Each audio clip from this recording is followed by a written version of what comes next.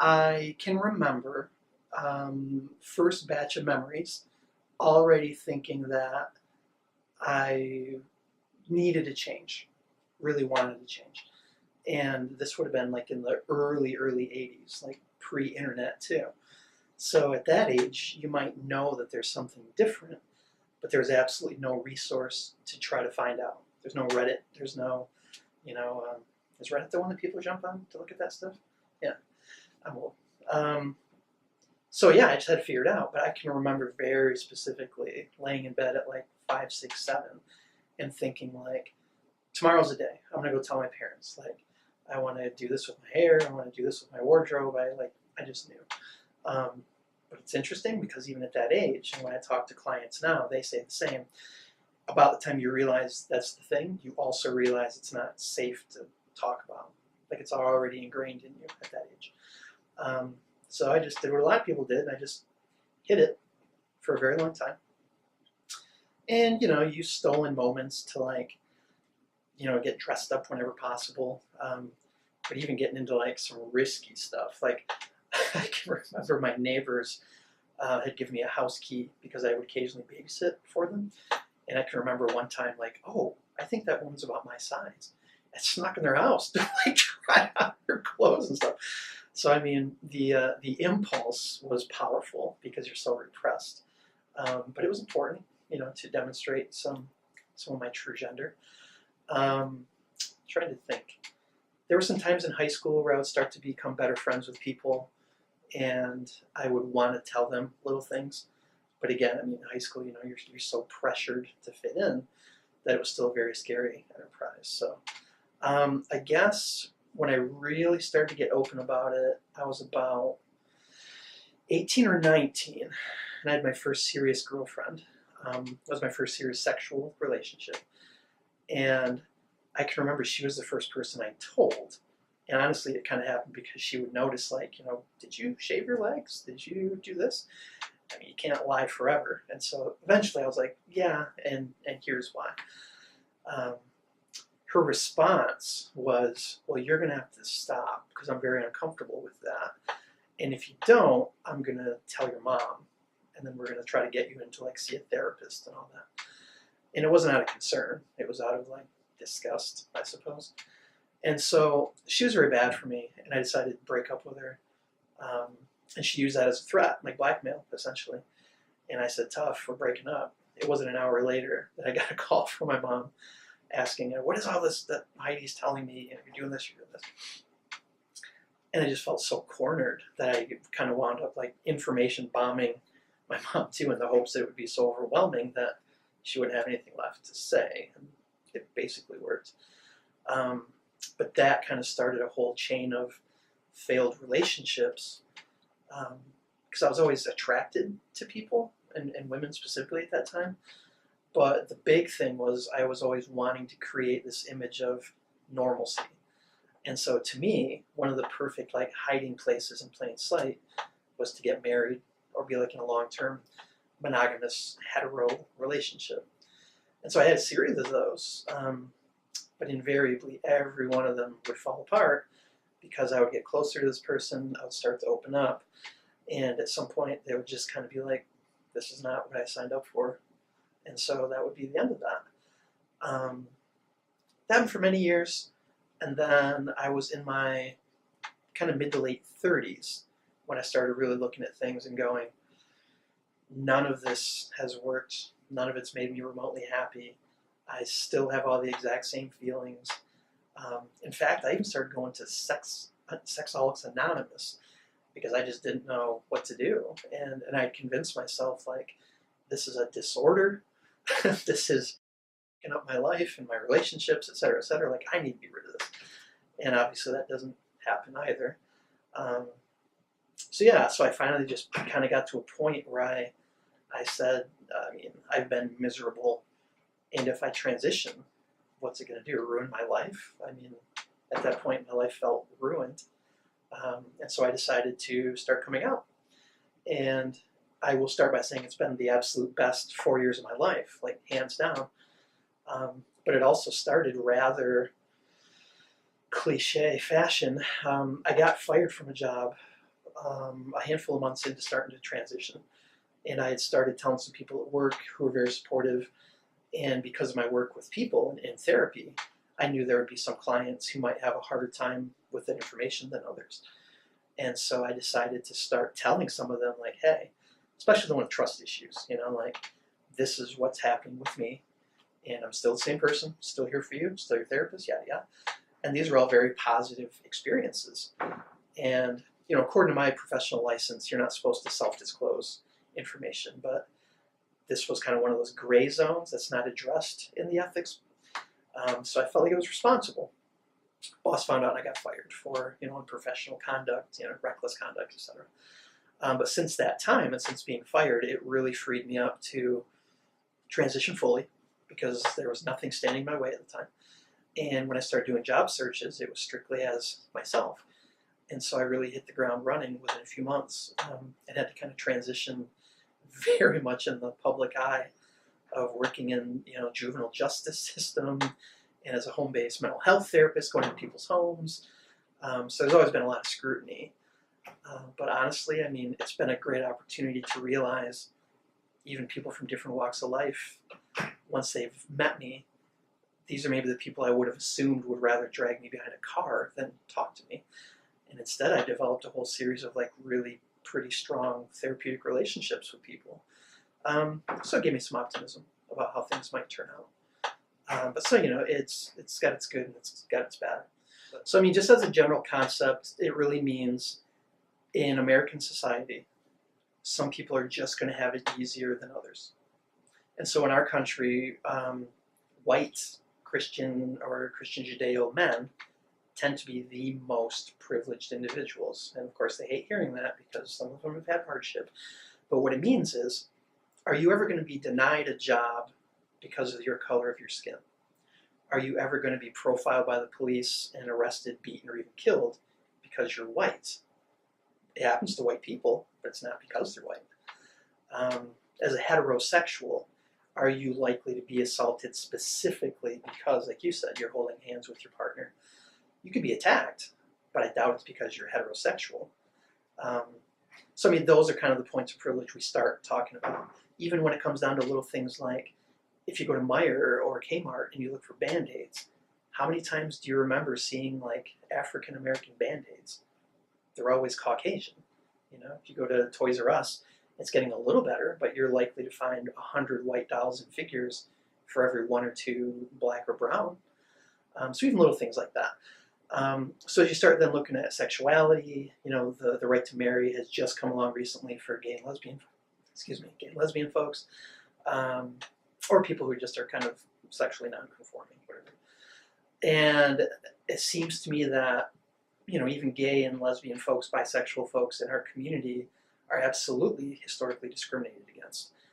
And I never want to downplay that, but within our community there winds up being a bit of a contest, and we kind of refer to it as the oppression Olympics. Who's got it worse? And what I try to remind people is that you can be gay but appear straight. It can be invisible. You can be a lesbian and that can be invisible. And I do know trans people who pass fluidly and they don't have that same maybe social concern. But what happens when it's time to choose a sex partner? All of a sudden they have the choice of either telling people their history, or maybe they haven't had any surgeries and they have to tell them what to expect. I don't know any hetero people who do that, unless they're people who are self-conscious about weight or, I don't know, penis size or something. But so, that person would feel like they suffer. This is a hard thing for them to do. And it's hard to convince them that they still have cis privilege over a person like myself who, from one day to the next, I don't know if I pass. I know I don't when I speak because I've taken 0 efforts to change my voice. So I always have to kind of wonder, am I even physically safe when I go into public places? Forget about when I join a dating site, because I always say trans women first and foremost, because I want to make sure that people aren't clicking on me or swiping with the wrong idea.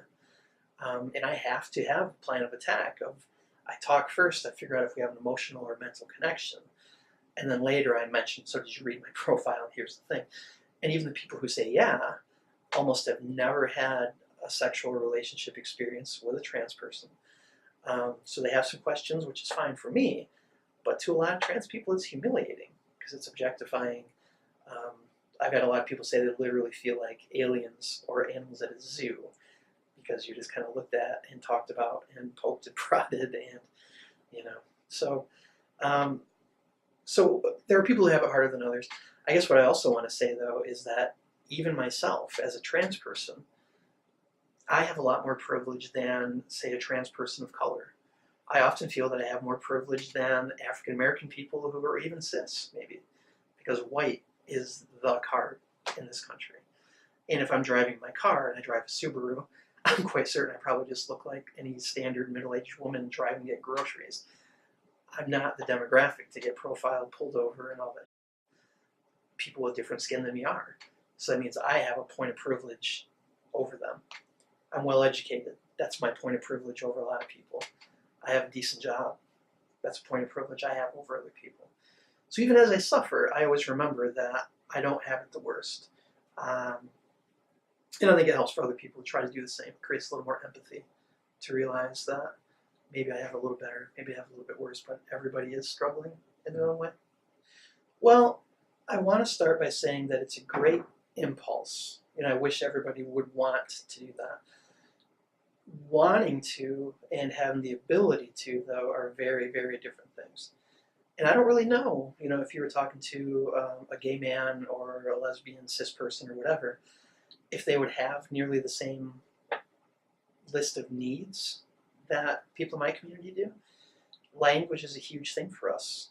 People who are called the wrong pronouns, that's a major trigger for, gender dysphoria. It can make you feel like you're not seen for who you are, make you feel like a bit of a joke, that people are only, tolerating you, but not actually accepting or celebrating you. People who've known you for a long time will want to use the old name occasionally due to habit.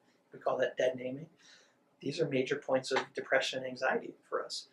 And so for a person who has a strong desire to help in some way with the trans community, that desire can put them in a place where they have absolutely no place yet, because they can come into a spot that we consider safe and hurt people in the same way that we're trying to avoid on the street.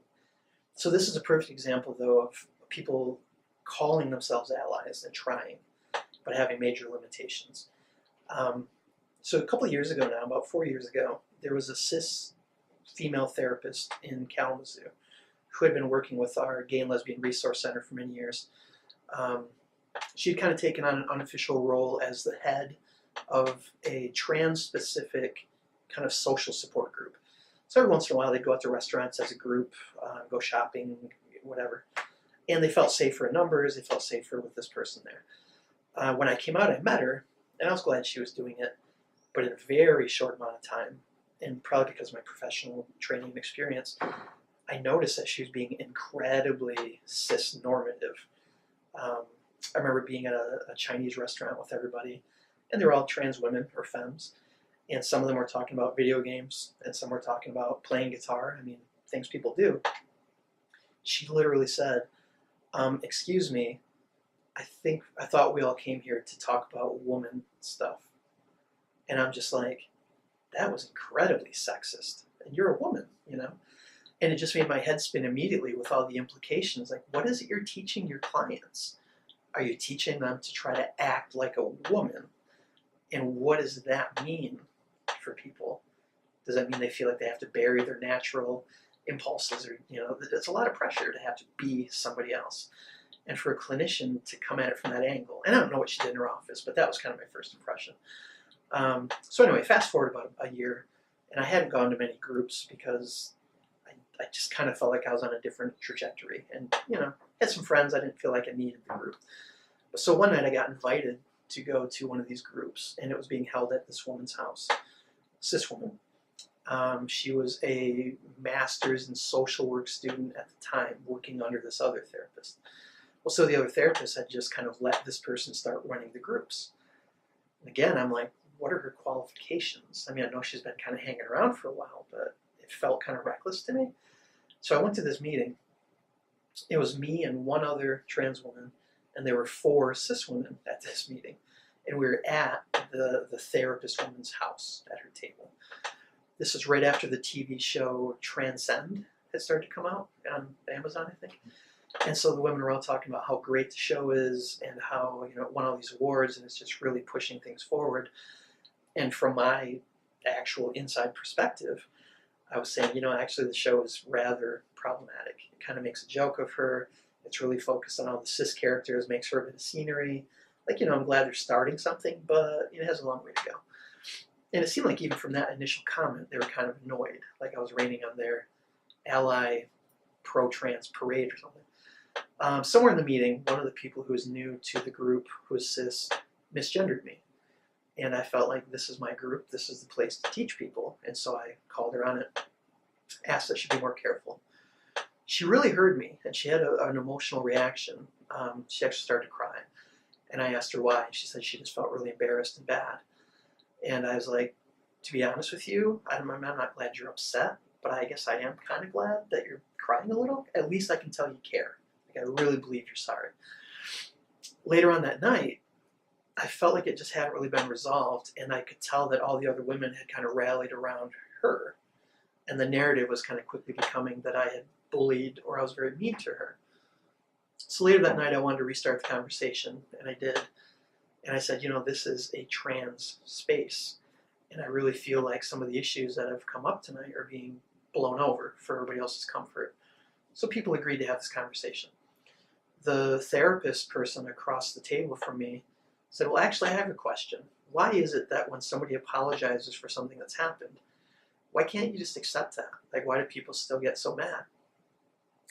And I said, well, you got to understand from our perspective, we get apologized to 100 times a day for accidents, and we really just want people to stop making them. And sometimes people just say it because they want to pass, and you can tell they're not really sorry. And she just kept kind of riding it, like, well, you know, like her, she apologized to you. Why did you have to keep going? And I was like, because I can tell that you didn't get it, and the way you're questioning me, I can still tell you don't. And it just got kind of hot, where she was pretty frustrated that she couldn't get me to see how rude I was being to these people. And it just blinded me with confusion and anger. Like, this is my space. You're supposed to be here to support us. And instead I'm having to defend myself because I got upset with a misgender, and now I'm having to convince a therapist that I have the right to do so. So me, in my special way, wound up saying some things to the woman. If you're going to become a therapist, you should probably learn how to listen. Right now you're doing a terrible job. That kind of stuff. So she got pretty offended. I went home, wrote on the Facebook support group, hey, we need to start vetting people or training because this could be bad for people. I went to bed. And when I woke up the next day, there were hundreds of comments, and all hell had broken loose, where the whole group had been very, very polarized. Some people were talking about what a troublemaker I was for this, including both therapists at this point. I was toxic. I was a bully. I had, you know, made this poor woman sad and cry. I had done all these things. And so many trans people, though, were coming out of the woodwork and saying, I have felt this way, meaning my way, for ages, and I just didn't want to bring it up. And all of these people came forward and did that. And both women wound up being banned from that group and had nothing left to do with the resource center because of their behavior. And I mean, for years, I've carried a wretched reputation specifically from that event. And I still don't think there was anything I did wrong. Those were folks who claimed to be the highest level of ally, and it just turned into a total disaster. So if you're wanting to help, great. I really think you need to ask yourself, what do I have to bring to this? Do I really have the ability to help, or do I simply want to be a helper? And we need people who know how, because incorrect help for us just continues to increase our social anxiety and discomfort and depression, you know, you name it. There are, at least in Kalamazoo, there's a resource center. It's called the Out Front Center now. And that is a great place to get some more information and talk with some actual queer individuals, trans individuals, to get a better idea of, you know, how you can be a little bit better with that. But I continue to be just a little bit shocked, especially in this community with so many trans people, when I meet people who say, I've never met one of you. And I mean, I live in that community, so maybe I lose perspective, but Just like anything, you know, you got to meet people. You got to understand what the culture is. And maybe you don't do that as an ally right up front. Just be a person and meet somebody and see where your comfort level is and see where their comfort level is with you. You know, don't run on your ego wanting to help. Try to figure out if you can, if you have the capacity to.